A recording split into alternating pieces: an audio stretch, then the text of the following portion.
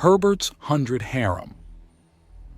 The heat of the world when they exit the shuttle is an entirely different sort than Scathach's. Scathach's heat is a dry, you're in the oven kind of heat. This is wet, and he's already sweating, which means the girls around him are getting antsy. The pheromones of a healthy man that has been loading up on meat and excitement hit hard and fast. "Welcome to Parado, girls.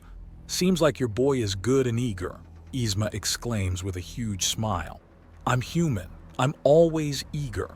The humidity is making the sweat happening," Herbert remarks as his eyes adjust to the bright sunlight. He had seen the world from orbit, mostly ocean with a large number of islands all over the place, some of them close enough to swim from one to the other even for those who aren't in the kind of shape an Undaunted has to be in or with aquatic or amphibious adaptations. There's a slight thump in the distance and he turns his head to the left to see a series of waves coming up to the island. He can make out numerous small boats and surfers playing in that water, and a few AKA reveal themselves to be playing in the waves. A paradise, made more so by the monsters dwelling down below, Scathach's exact opposite. Welcome to Parado, hunters. It's always a thrill to have a grand mistress bring the family along to teach the good old traditions, a Fire Araminta greeter exclaims as she walks up. One of her arms is covered in wreaths of flowers that she throws at the group. There's a twist of axiom to reveal that there were hundreds around her arm and they're all guided to land around everyone's necks. "Come on, come all. I am your hostess Belinda Scorchin. Let me give you the grand tour of your home for the next 3 days so you can truly appreciate the beauty and bounty of this wonderful wet world." Herbert's response is to smile and strut outwards. "All right then, show us around. I'm sure the girls won't mind my taking a bit of a lead." "Of course.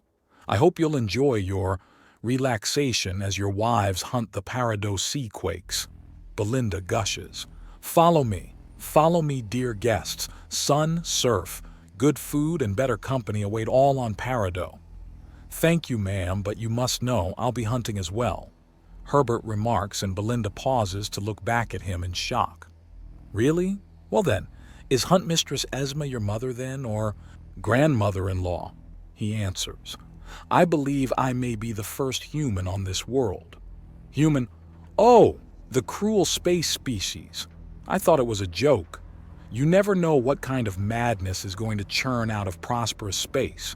Too much wealth and too few problems to keep the peoples there grounded," Belinda says, and Herbert snorts in amusement. "I understand.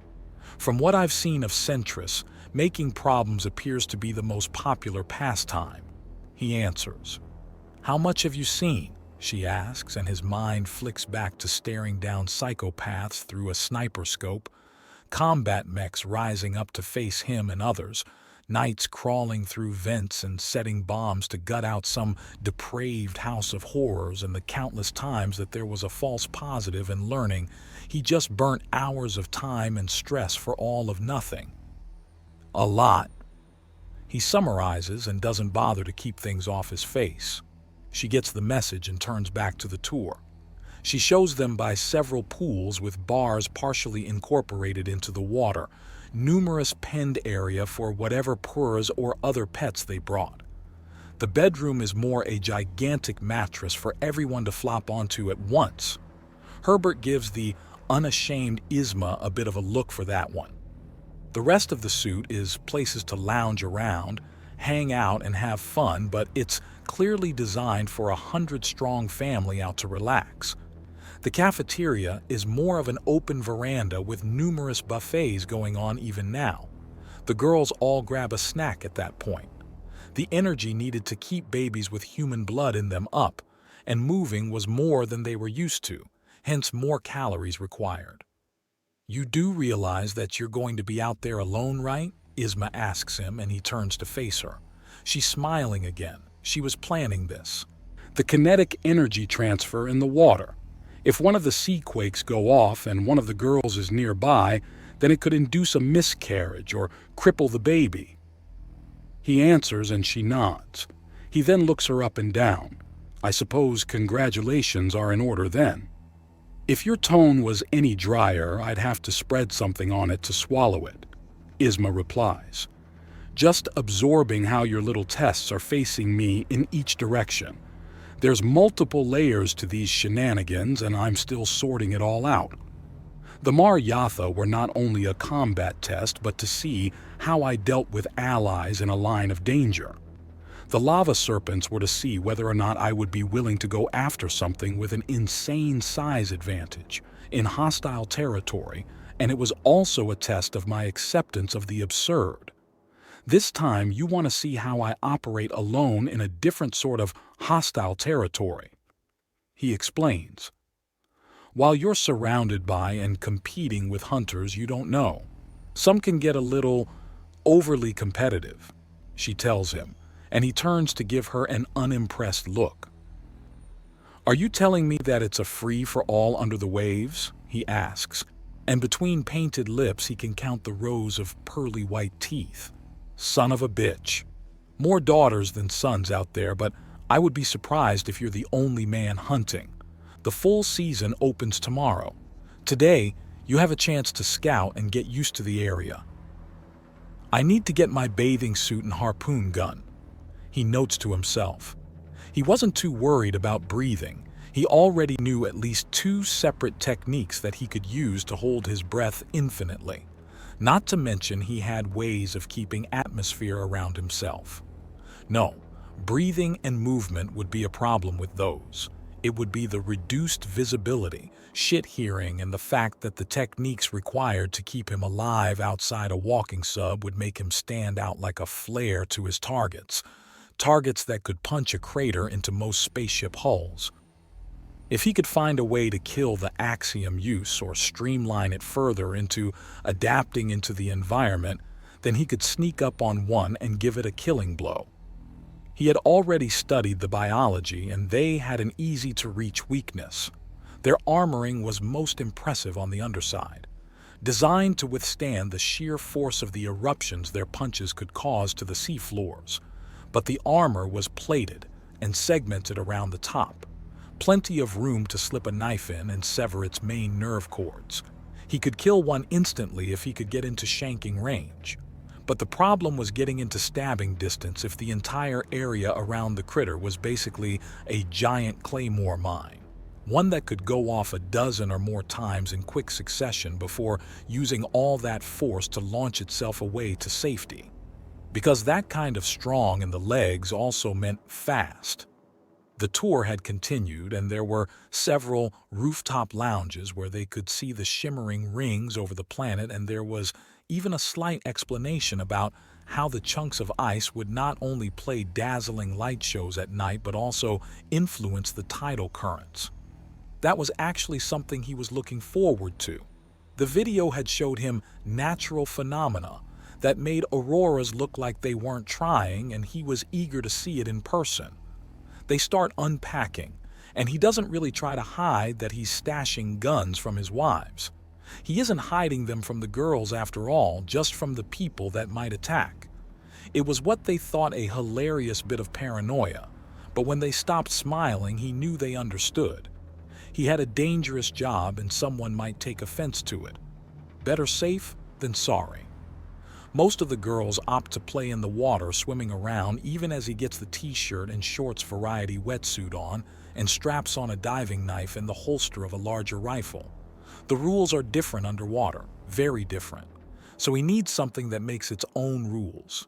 He brings out the blue heron. The entire system is a closed one, keeping its own thin layer of atmosphere around it so the weapon will fall through water rather than simply sink. Which means if he loses his grip and the tether is cut for some reason, then the weapon is going to be a bitch and a half to find again, even with the homing beacon installed on it. All right, girls, try not to set the resort on fire while I go see what tomorrow's dinner looks like, he says cheerily, and there are more than a few cheers as he races to the water, takes a huge skipping jump off it, and dives into the cool, dark waters of the ocean. Recon and study is today's game, meaning he doesn't need his rebreather. He just needs to swim out to where one of the little fuckers An enormous boom sounds out and a rush of water sends him tumbling backwards. One of the little bastards is closer than he thought. After he takes a moment to re-establish which way is UP, he starts swimming towards the source of the massive concussive wave. The fact that he was able to hear it before being slammed into by the pressure lets him know something very important. His ears are still usable in this situation. He has an early warning system, and if he can time his phases properly, he can outright dodge the blasts. He can stay safe while facing the beasts. Now he needs a way to get to them without spooking them. He sets up a feedback system to extract what he needs from the water.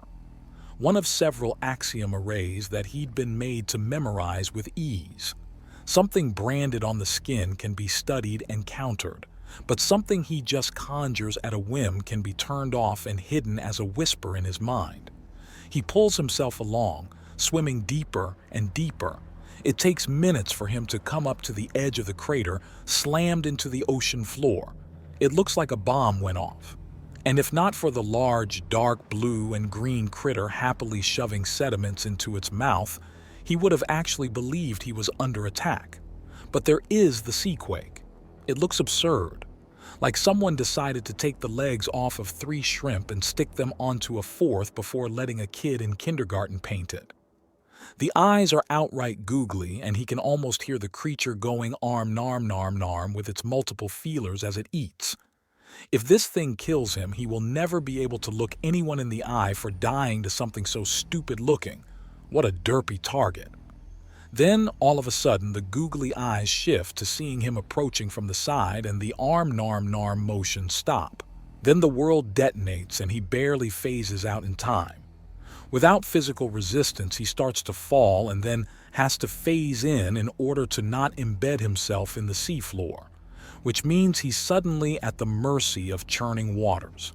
A few desperate pulls to bring him closer, and then there's a more directed blast ahead. The seaquake is gone like bullet catapulting itself backwards through the dark waters and out of sight. Well, he was right about one thing. The critters are fucking fast. But speed isn't the only name of the game, and he starts to swim after it. Fast or not, it will lose momentum in a hurry and come to rest not too far away. And while approaching from the sides or front might not work. Nothing says he can't just approach from behind or above, kill the axiom and slide in before sliding in a knife at the last second and end it. Not all hunting is sniping and chasing. Sometimes it's a perfectly executed stalk and ambush. He catches sight of the googly eyes at a distance and swims upwards and away from it, skimming the surface as he gets around the creature. A few pulls and he dives down again. It's turned to watch him, it's alert. He raises an eyebrow and sinks lower, but at a respectful distance. Then he starts to let the currents pull him around, not moving, mimicking debris and minimizing axiom use. After the currents rock him a little, he can feel the attention of the derpy thing drift away as it loses interest, either dismissing him as dead or asleep. It doesn't see him slowly use his fingers to drift closer.